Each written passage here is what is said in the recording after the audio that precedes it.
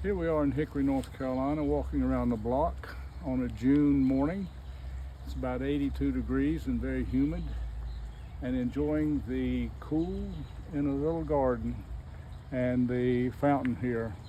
And I was just sharing with my wife that it makes me think so much of taking a rest during the course of a 8 to 10 hour walking day in Nepal, and how nice it was to rest on chotaras, or resting places along the trails there.